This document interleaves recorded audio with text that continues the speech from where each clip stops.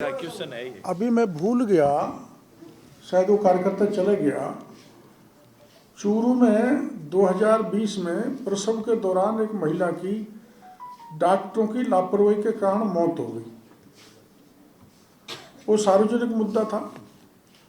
सभी आमजन, सभी दलों के लोग धरना देकर बैठ गए। उसमें हमारे वो थी एमएलए पूनिया, कृष्णा पूनिया भी धरने में थी।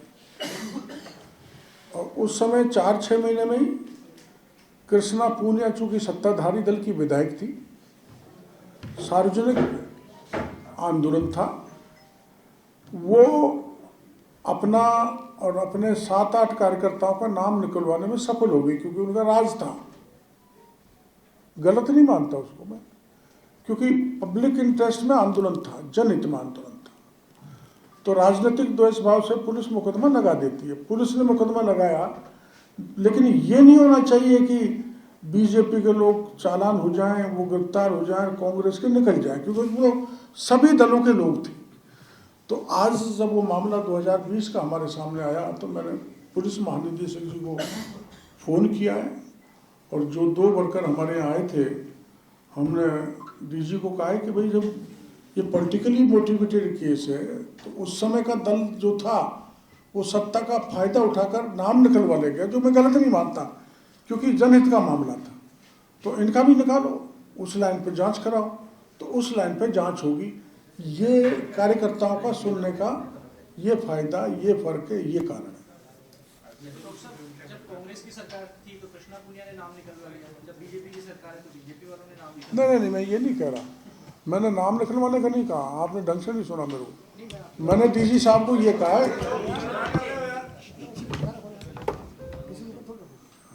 एबीपी है तो एबीपी तो ऊपर आनी चाहिए।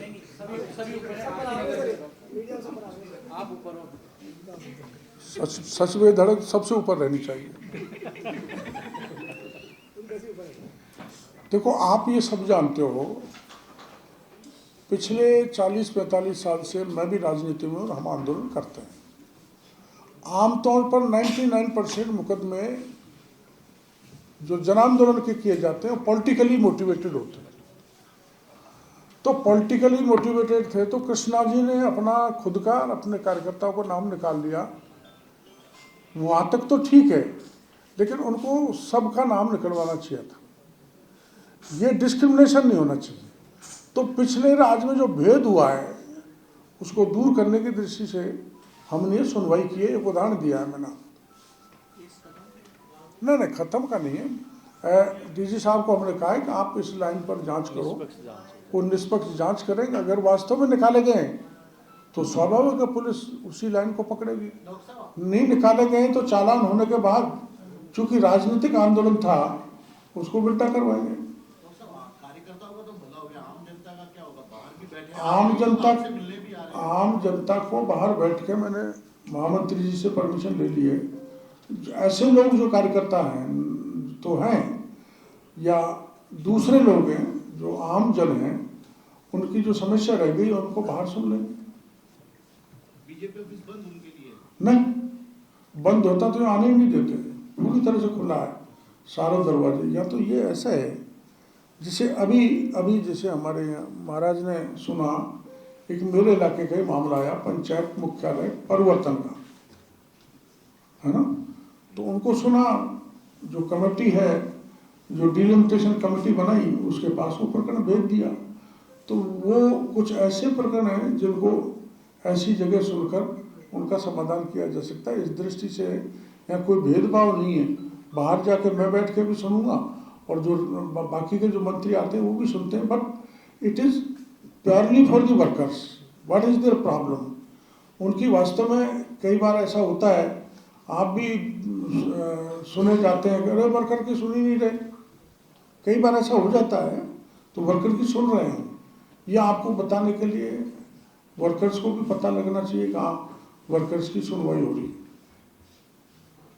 डॉक्टर साहब, खाद की कमी हो रही है, लोग में भी आज आप एक जगह बता दो देखो मेरी बात सुनो, देखो कुछ मीडिया के भाई जो मेरे ज़्यादा दोस्त हैं वो उछाल उछाल के इन चीज़ों को दे रहे हैं। मैं आपको आंकड़े रख सकता हूँ, मेरे ऑफिस में चलो, बिल्कुल भी। अब कल रात को मैंने न्यूज़ 18 देखी थी। न्यूज़ 18 से कौन पधारे? विजयनगर जी।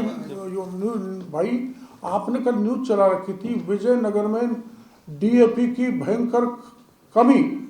तो मैंने तुरंत मेरे अधिकारी को फ़ोन किया, उनके साथ डीएपी की तो जरूरत ही नहीं है, और डीएपी यूरिया पर्याप्त विजयनगर में आ रहा है, आप भले पता कर लो। लाइनें कैसे लग रही है? देखो लाइन लगने का, नहीं मैं जवाब दे रहा हूँ, आप उत्तेजित मत हो, जवाब दे रहा हूँ। लाइन कैसे लग रही?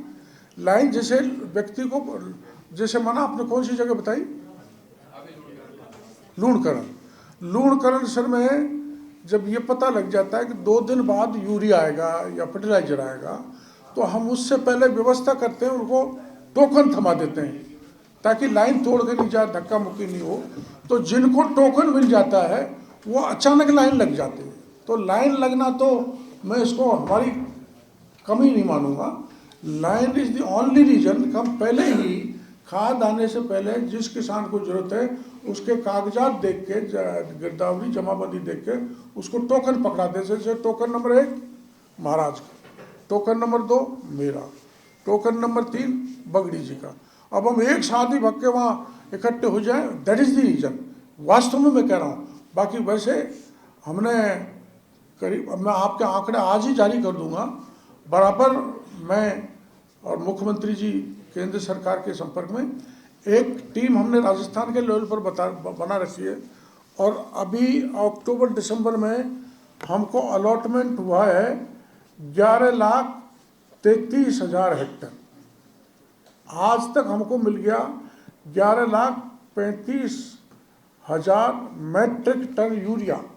इतनी की जरूरत है, इतना आ गया, इतना बट रहा है। हाँ, बटने में थोड़ा समय लग सकता है क्योंकि इतना तंत्र हमारे पास है नहीं, तो उसमें भीड़ भड़का हो सकता है।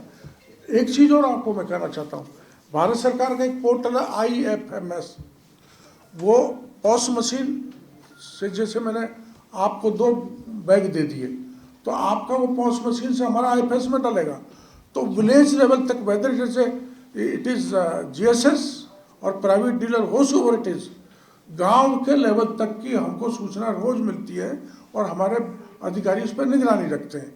हाँ, ये मैं मान सकता। अब की बार हुआ क्या है कि लगातार बरसात हुई है, तो पहले सरसों और गेहूं में 15-20 दिन का गैप होता था बोने का, वो गैप खत्म हो गया क्योंकि नमी जमीन में थी। तो सरसों के साथ साथ गेहूं बो दिया, गेहूं के साथ वो चना जो सब कुछ बिक गया। ये बिगेस्ट रीजन। दूसरा बड़ा कारण क्या है, करीबन लाखों मीट्रिक टन जो नकली खाद बनता था वो बाजार से बाहर हो गया। मतलब 10% हम, मैं पूरी गारंटी नहीं दे रहा, 10% होगा, 90% को हमने गायब कर दिया। That is one of the reason of crisis. वो एक कारण है।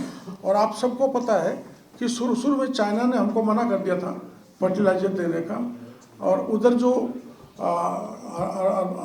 इजराइल और ईरान में आपस का फिलिस्तीन तनाव होने के कारण वहाँ से जो फर्टिलाइजर आता है उसमें देरी हो गई। That was the reason. पर मेरी बात सुनो, हमारा पूरा तंत्र, अब आप इस बात से अंदाज लगा सकते हैं कि हमारा 100 किसानों का एक प्रतिनिधिमंडल डेनमार्क गया था कृषि के अध्ययन के लिए। उसमें मैं नहीं गया।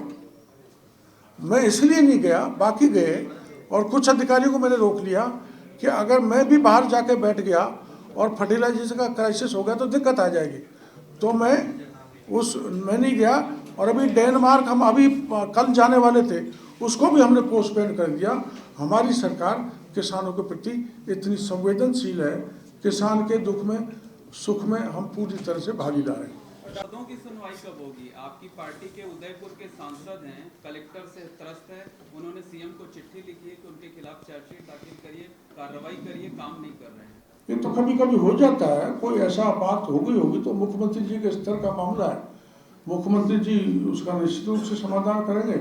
कलेक्टर से त्रस्त हैं तो वो उसकी जांच होगी, आप जानते हो जो तरीका है। जांच होने के बाद अगर कलेक्टर साहब दोषी होंगे तो उनके खिलाफ कार्रवाई होगी। कई बार क्या होता है, मेरी आदत है, आप जानते हो, मैं हर एक की शिकायत कर देता हूँ,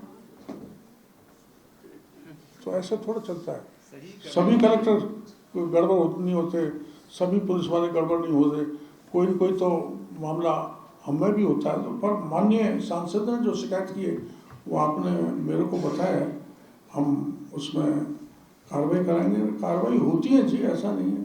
आप अब ज़्यादा हम तुरंत कर दें तो फिर आप लोग उल्टे हमारे पीछे पड़ जाओगे। हो एक सांसद को ये थोड़ा सा काम नहीं किया, जो कलेक्टर को हटा दिया बेचारे को, वो 5 मिनट में बेचारा हो जाएगा।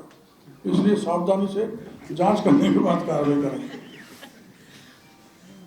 ठीक है डॉक्टर साहब, एक और पूछना था कि आपने कल एक दौसा में कार्यक्रम में प्रेमचंद बैरवा जी से कहा कि ये 2 बार में मुख्यमंत्री बन गए और यहाँ 6 बार जीता हुआ हूँ, क्या कोई मन में कसक है या क्या? नहीं, देखो ऐसा, मेरी बात सुनो, मैंने इसलिए कहा था कि हम युवा पीढ़ी को आगे बढ़ा रहे हैं, उस दृष्टि से आप पूरा पढ़ना। वो आप मेरी ऐसी बात निकाल के रख देते हो और ऊपर पहुंचा देगा तो रही सही भी चली जाएगी। मेरा उसमें कहने का दृष्टिकोण ये था कि हमारी पार्टी युवा पीढ़ी को आगे बढ़ा रही है। माननीय प्रेमचंद जी युवा हैं, 2 बार जीते हैं, मैं 6 बार जीता हूँ और उनको उप मुख्यमंत्री बनाए इसलिए। और ये सच्चाई है कि एक नई टीम आनी चाहिए। हम कब तक, मैं तो 1-2 साल बाद रिटायर हो जाऊँगा, तो नए को बढ़ा रहे हैं। एक मैंने उसमें जो चीज़ थी उसको शायद आपने इसलिए चलाया, वो ST SC के लोग थे, तो मैंने उनको ये कहा था कि आप संसद, पढ़े लिखे बच्चे भी थे, कि आपने मोदी संविधान को ख़त्म कर देगा, ST SC के रिजर्वेशन को ख़त्म कर देगा। आपने उनकी सुन ली, आपने हमारी बात नहीं सुनी कि संसद में खड़े होकर देश के पहले प्रधानमंत्री पंडित नेहरू ने ये कहा था कि आरक्षण ST SC का तो होना ही नहीं चाहिए, और हो तो नौकरी में तो होना ही नहीं चाहिए। और आरक्षण दिलाने वाले जिस डॉक्टर भीमराव अंबेडकर का हम यहाँ फंक्शन उत्सव मना रहे हैं, उनको पंडित नेहरू मुंबई में चुनाव हराने के लिए गए थे, और पंडित नेहरू के रहते हुए उनको भारत रत्न नहीं दिया गया, हमने भारत रत्न दिया। पूरी कांग्रेस का राज निकल गया, सेंट्रल हॉल में उनका चित्र नहीं लगाया गया, हमने चित्र लगाया। उनके पंचतीर्थ हमने बनाए, कांग्रेस ने नहीं बनाए। कांग्रेस आपको वोट बैंक मान के अपना वोट ले जाती है, मैं ये बात समझा रहा था और ये सच्चाई है। पंडित नेहरू ने ST SC के रिजर्वेशन का संसद में ऑन फ्लोर विरोध किया है, प्रोसीडिंग में है। और तो वंदे मातरम का भी विरोध किया। आप कल बहस सारी पार्लियामेंट की सुनी होगी, इसलिए मैंने वो बात उसमें कही थी। आपने बोला था चुनाव के वक्त भी आज बातें थे, खुलासे करते थे, और आपने बोला जब बीजेपी ऑफिस होगा कुछ बड़ा खुलासा करके जाऊंगा। इंतजार हो रहा है, बहुत वक्त हो गया। मैं खुलासे के कागज मेरे पास हैं, एक बार मैं प्रदेश अध्यक्ष जी से पूछूंगा और मुख्यमंत्री जी से पूछूंगा। 1200 करोड़ का पिछले राज्य का घोटाला जो मेरे विभाग में हुआ अकेले में, RD और एग्रीकल्चर हॉर्टिकल्चर में, उसका मैं खुलासा संगठन की परमिशन से करूंगा, पिछले राज्य का है। आज के इस जन सुनवाई के माध्यम से मैं धन्यवाद देता हूं भारतीय जनता पार्टी के प्रदेश अध्यक्ष जी को, हमारे सम्मानीय मुख्यमंत्री जी को, जिन्होंने बहुत ही सुंदर कार्यक्रम, संगठन के मेरे महामंत्री जी, पदाधिकारी, आज का जो ये कार्यक्रम मैं समझता हूँ हमारे लिए बहुत ही बड़ा अच्छा कार्यक्रम है कि कार्यकर्ताओं की जन सुनवाई के साथ आम जन की जन सुनवाई के लिए ये जो कार्यक्रम हो रहा है, मैं तहे दिल से पूरे भारतीय जनता पार्टी की तरफ से खूब खूब बधाई देता हूँ कि आने वाले समय में एक कार्यकर्ताओं के रूप में और आम जन के बीच में एक जन सुनवाई का जो पहले भी कार्यक्रम 2016-17 में भी मैं बैठता था, तब से ये कार्यक्रम चल रहा था।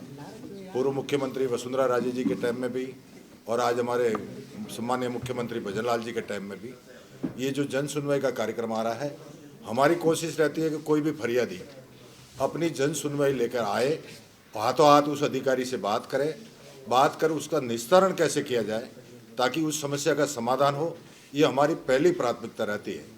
और जब आमजन या कार्यकर्ता, मैं मेरे खुद के गांधीनगर में भी जन सुनवाई करता हूं और जिस तरह से मैं जिस जगह सिरोही विधानसभा में भी जन सुनवाई करता हूं, हमारा ये कर्तव्य रहता है कि भारतीय जनता पार्टी के सिद्धांत और समाधान में ऐसा है कि आने वाले समय में सब मिलकर एक कार्यकर्ताओं की जन सुनवाई का कार्यक्रम करते हैं और हमेशा करते रहते हैं ताकि आने वाले समय में उस समस्या का समाधान हो। महाराज, अशोक गहलोत जी कह रहे हैं कि राजधानी और उसके आसपास जहरीली हवा हो गई, दम घुट रहा है, बच्चे सांसों के लिए संघर्ष कर रहे हैं और वहाँ वंदे मातरम का चर्चा करा रहे हैं। केवल आरएसएस और बीजेपी के एजेंडे को छुपाएंगे। मैं समझता हूँ कि भारतीय जनता पार्टी का शासन आए 2 साल हुए, 2 साल में कांग्रेस का दम घुट रहा है, ये तो मुझे पता है। परंतु जिस तरह का वातावरण और जो कार्यक्रम चल रहा है उसमें आपने सबने देखा है कि जो 5 साल में काम हो रहे थे वो भारतीय जनता पार्टी की सरकार आने के बाद में हमने 2 साल में पूरे किए। और हमारे 2 साल जैसे ही पूरे हो रहे हैं, हम एक जश्न के रूप में हमने जो काम किए हैं और हमारे सम्मानीय मुख्यमंत्री जी भजन लाल जी के कार्यकाल में हमारे भारतीय जनता पार्टी की सरकार में जो काम किए हैं वो बहुत ही अनुकरणीय काम है। उसके लिए मैं तहे दिल से हमारे देश के प्रधानमंत्री जी को और हमारे मुख्यमंत्री जी को बधाई देता हूँ।